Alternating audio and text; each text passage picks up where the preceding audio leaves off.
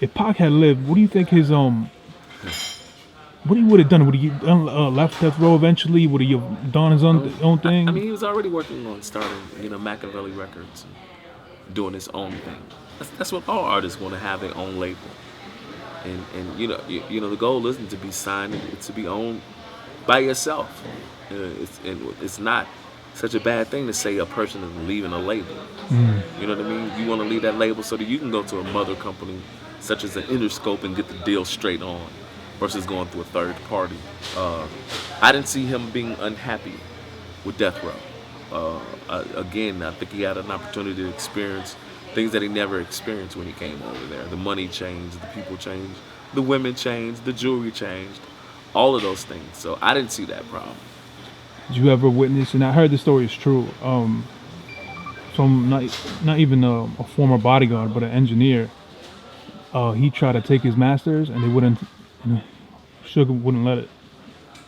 When? He must have came back from his urn to try to take his masters. Again, when Pac was recording and he was there and all of that, you didn't see him being unhappy. That's not what you seen. You seen Pac. You seen him doing music.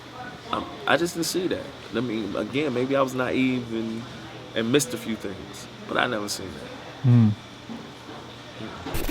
Did Pac really fire David Kenner? Nah, hell no. No? Hell no. Can't fire David Kenner. No. David Kenner got his ass out of jail. You think he would have fired David Kenner? David Kenner was the shit when he was a lawyer. Yeah. I don't care what nobody say. I don't know all the shit. Maybe he messed over a couple of people, but if David Kenner can get Snoop Dogg off of a murder, him and his homeboy that they committed in broad daylight in the park, and he did a lot of other things that, in the book of the whole David Kenner, you could pull it up. Hell no, he didn't fire him. He got him out of jail. He was already sentenced. David Kenner came and got him out of jail. I think he was pretty much in love with the fact that Suge and David Kenner helped him when nobody else reached out. All these other people that be saying different shit, I have nothing against them. I'm sure they had love for him, but we can't negate away from the fact that Suge is the only one that went and reached for him. And other people had the 1.5 or $2 million or whatever it was to get him out of jail. That wasn't no money. $2 million or $3 million to go get Tupac out of jail?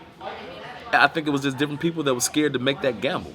And Suge had enough money to gamble with.